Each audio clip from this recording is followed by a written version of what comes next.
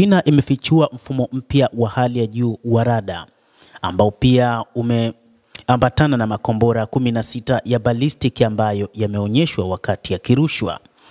China imezindua mfumo mpya wa kisasa wa rada ambao umeundwa ili kuongeza uwezo wake wa kukinga makombora.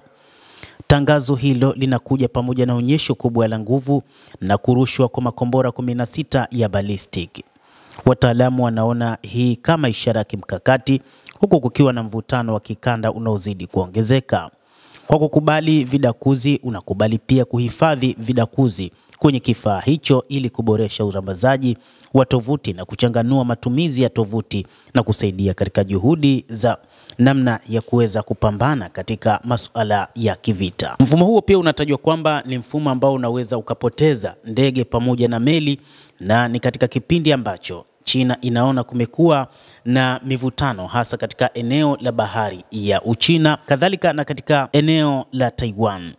Katika siku za hivi karibuni jeshi la China lilifanya mazoezi ya kijeshi katika mlango bahari wa Taiwan, na yote hayo ni katika kile wanachosema wanahitaji kuona eneo la Taiwan linakuwa eneo la kuheshimiwa la Uchina. Ofisi ya rais wa Taiwan ilisema wiki iliyopita kwamba imelaani vikali chokochoko hii ya kijeshi iliyofanywa na Uchina, lakini yote haya ni katika kuionyesha China kwamba Taiwan ni eneo linalojitegemea na ni eneo kama nchi.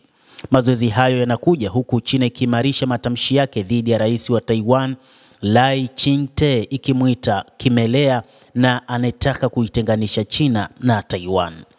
Wanadai kwamba Lai ni kama vile ameshinikizwa na Marekani kwa ajili ya kuiongoza Taiwan, na wote waliopita wamekuwa kishinikizwa na mataifa ya nje, lakini wakati huu jeshi la ukombozi la watu wa China PLA lipo tayari kwa ajili ya mapambano zaidi kuhakikisha China inaungana tena na kisiwa hicho cha Taiwan. Lai mapema mwezi uliopita alitaja China kama jeshi la uhasama la kigeni.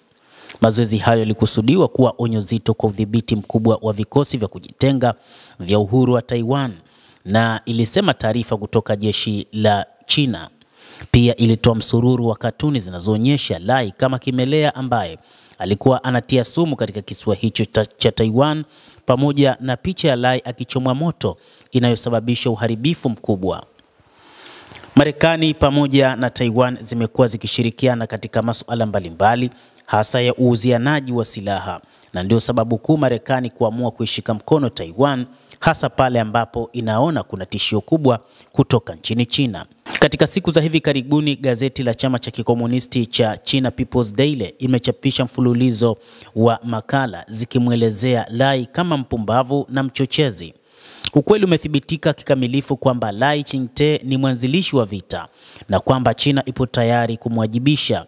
Wakati huu inaamua kufanya mazoezi ya kijeshi, lakini pia kuzindua rada za kuweza kupoteza meli za Wamarekani na meli za Wafilipino na yeyote ambaye ataamua kutengeneza uadui dhidi ya Uchina. Mtazamaji wa The World News, kuna mengi yanayotokea wakati huu katika ulimwengu wa siasa, lakini ni kusihi tu uendelee kuwa nasi bila kusahau kulike, bila kusahau kucomment, kadhalika na kusubscribe channel yetu hii ili upate habari hizi kwa mapana hapa The World News. Mimi ni Adam Hussein.